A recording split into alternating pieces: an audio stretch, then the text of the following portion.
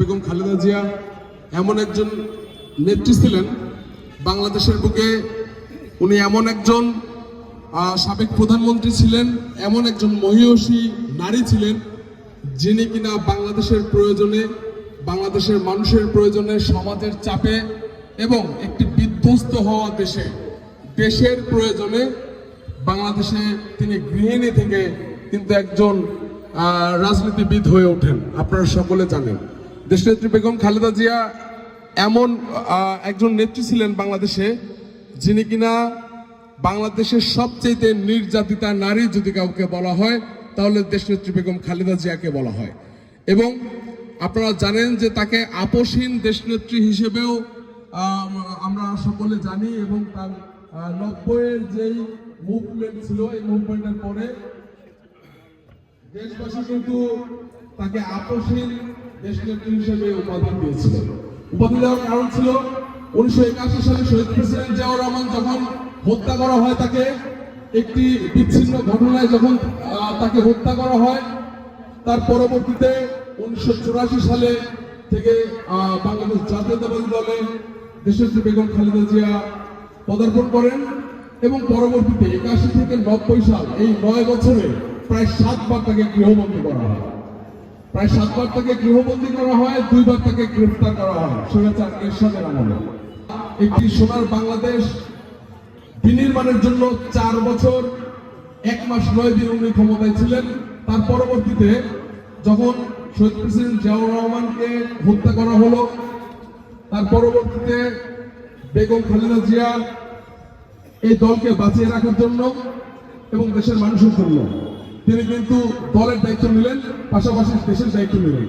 দেখেন, আমাদের জিয়া পরিবারের সম্পর্কে যদি আমরা একটু কথা বলতে চাই, আপনারা দেখবেন 71 সালে যখন আমরা দিশেহারা হয়ে গেলাম, আমরা ভেবে পাচ্ছিলাম না যে জীবন দিয়ে বাঁচবো নাকি জীবন নিয়ে পালিয়ে বাঁচবো। সেই সময় বাংলাদেশের বুকে, আকাশে, বাতাসে, কালুরঘাট বেতার কেন্দ্র থেকে একটি ভাষা উচ্চারিত হয়েছিল, একটি কণ্ঠ গোটা বাংলাদেশ ছড়িয়ে পড়েছিল। আপনারা রেডিওতে সেই সময় শুনেছিলেন, we revolt, I am Major Zia, professional commander in chief of the Bangladesh liberation army, we were proclaimed on 12th of September Rahman the independent of Bangladesh। তারপরে এই বাংলাদেশের সূচনা হয়েছিল। তো 71 সালে যখন ভঙ্গুর হলো দেশ, এই দেশের প্রয়োজনে একজন মেজর থেকে, একজন সেনা প্রধান থেকে, একজন কমান্ডার থেকে কিন্তু দেশের প্রয়োজনে তিনি দেশের হাল ধরতে বাধ্য হয়েছিলেন শহীদ প্রেসিডেন্ট জিয়াউর রহমান। তার পরবর্তীতে তাকে হত্যা করার পরে আবারও কিন্তু এই দেশে একটি কালো আধার নেমে আসে, আবারও কিন্তু স্বৈরশাসক আমাদের বুকে চেপে বসে।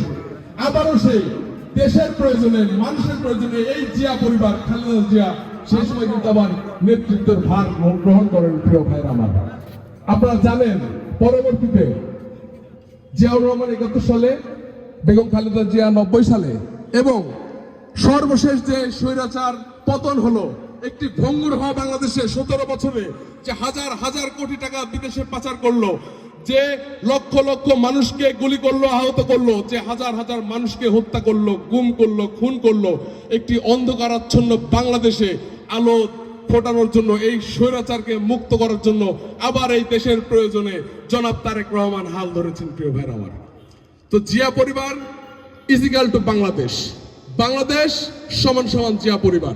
এটাই সত্য, এটাই বাস্তব। প্রিয় জোনাইলবাসী, এবং আমাদের এই কণ্ঠ যতদূর পর্যন্ত শোনা যায়, সম্মানিত এই অঞ্চলের আমাদের প্রিয় মুরব্বিয়ান, প্রিয় কৃষক, শ্রমিক, প্রিয় দিনমজুর, খেটে খাওয়া প্রত্যেকটি জনগণ, ভ্যান চালক, অটো চালক, রিক্সা চালক, সিএনজি চালক সহ জোনাইলের প্রত্যেকটি ব্যবসায়িক ভাইরা, আপনারা দেশনেত্রী বেগম খালেদা জিয়ার জন্য দোয়া করবেন। আপনারা যেখান থেকে আমাদের কণ্ঠ শুনতে পাচ্ছেন, আপনারা সকলে সেখান থেকে দেশনেত্রী বেগম খালেদা জিয়ার জন্য দোয়া করবেন।